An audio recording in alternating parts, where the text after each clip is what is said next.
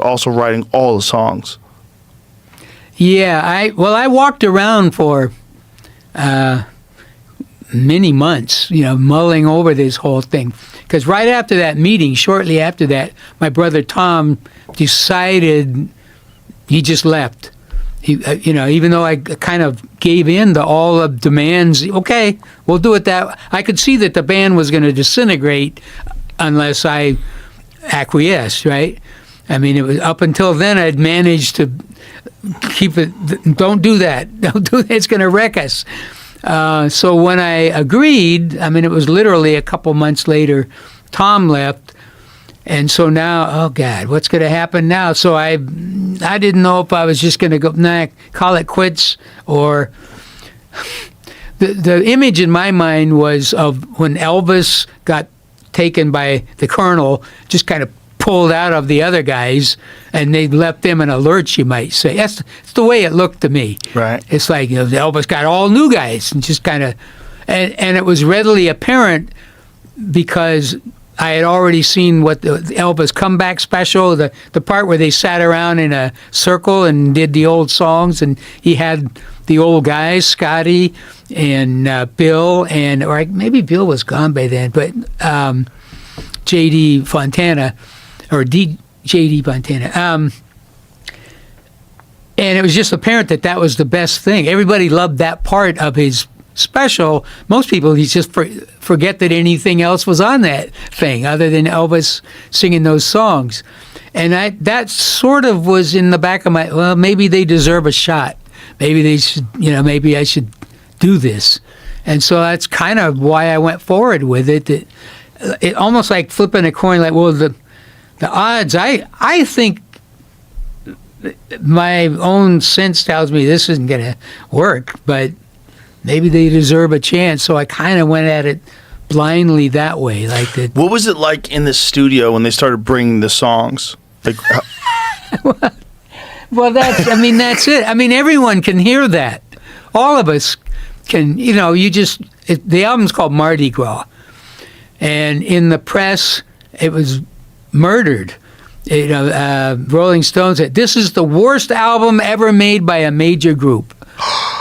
And I read that, and I said, I know. I mean, I felt that it wasn't like I was trying to defend it. It was, it was just.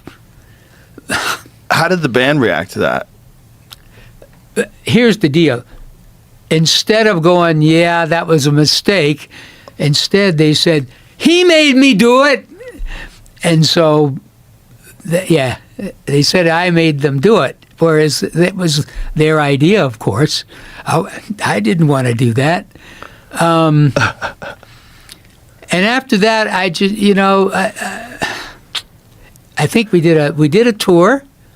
Oh, right, we did a tour.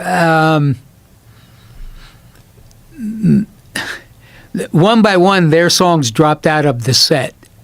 The songs that they had done on Mardi Gras, the other two guys, I don't want to sing that anymore. And so we, of course, went back to Proud Mary and Fortunate Son and all that. And there was a point that I could tell that the fans were kind of upset with this whole premise. And so Which whole premise? What way? In what way? Of them singing songs and kind of struggling along with equal time for everybody. Oh, I see. Yeah. Right? Yeah. And so finally it was time to, there wasn't any way to put it back together that I could see. Right. It was beyond me. Now, in later years that, I'm a much older guy, I mean, there's some decisions that I made. One of them was the decision to not be in the movie Woodstock. They sent a tape of the band doing Bad Moon Rising. It was okay. But what had happened at Woodstock was the Grateful Dead was on before us. Grateful Dead had all taken LSD. We were supposed to be on at 8 o'clock, but it's now 2 o'clock, 2:30 in the morning by the time we get it. Grateful Dead goes on, kind of loses their way. but they're on stage for an hour and a half or something with nothing going on. So that poor audience that's been through rain and all the rest and muddy, and they just crashed. 500,000 just boom, and that's what I get. Right, we come running out on stage, and we playing a few songs, and all I see is sleeping people. And eventually, the last, I think, 20 minutes of our set finally got them up. We warmed them up for Janice. That's the way I always say. They got going again.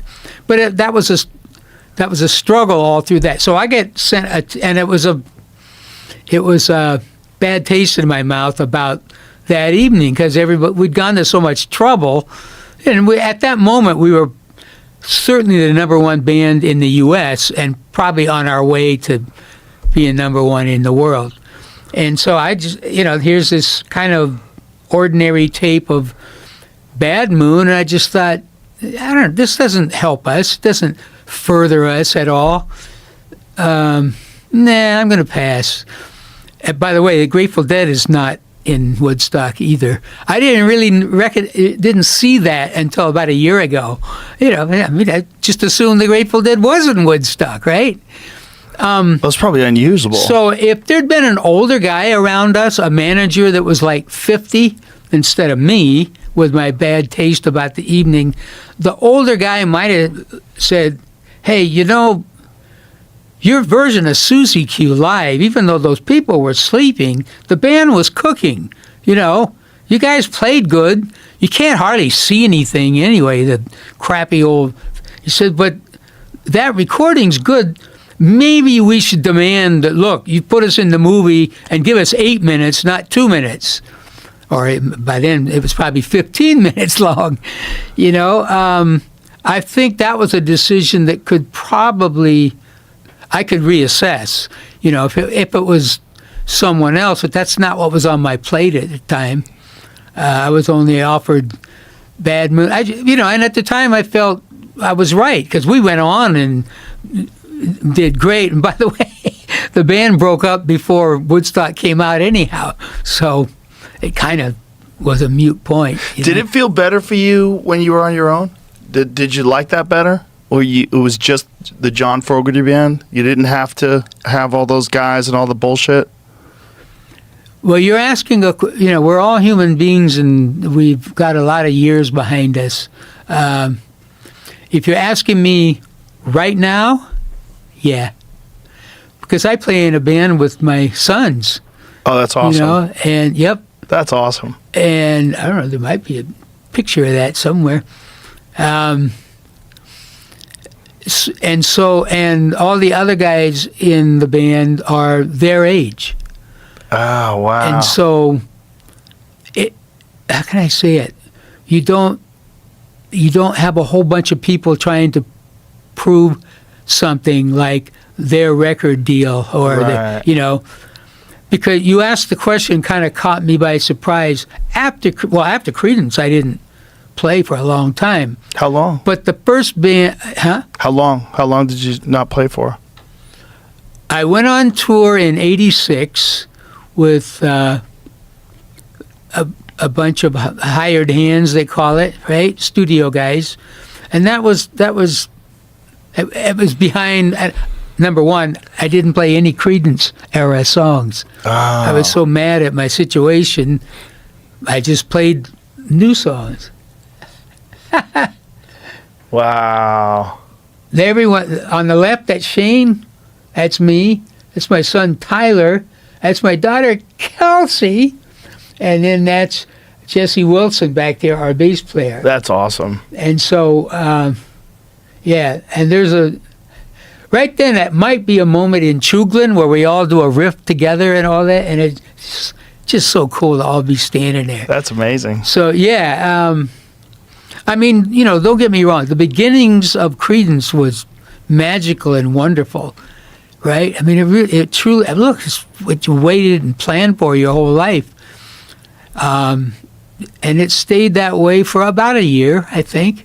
And then other stuff that I never understood. I mean, it was unpleasant, and I didn't understand why, right?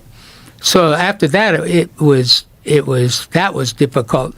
Then when I first started playing again in '86, and much more in '97 after Blue Moon Swamp came out, and I had a series of bands that were, I can say, trying to put people together, parts from here and there and there. So it kind of never really was one solidified thing. And you would find that a lot of people had personal agendas, you might say. They were working on their own career and all that, and there was sort of, believe it or not, even at that level, different jealousies and things. Again, there I was. I could sense it sometimes. People were jealous. Like, oh my God. When you see that picture, there's no jealous. Right. See? Right. I mean, this is really fun for me now. Well, that is the problem with so many bands. It's the conflicting personalities. It's always a miracle to me that any band stays together and that they could stay together like the Stones, where they're still touring now after all these years. The Stones are a lesson in how everyone should be, because we've all heard the stories about the Stones. We know there's problems here and there and everywhere and all that, yet they rose above that. They just decided that, you know what, okay, I don't like that guy over there tonight, but I'm just going to do this, and they're all brothers when they're out there doing that. Yeah. And that's great. Yeah. There's times, let's say, in war or whatever, where you have to kind of subjugate your personal stuff for the greater good. Yeah. Right? And that's kind of what they do, the Stones, and God bless them. I just think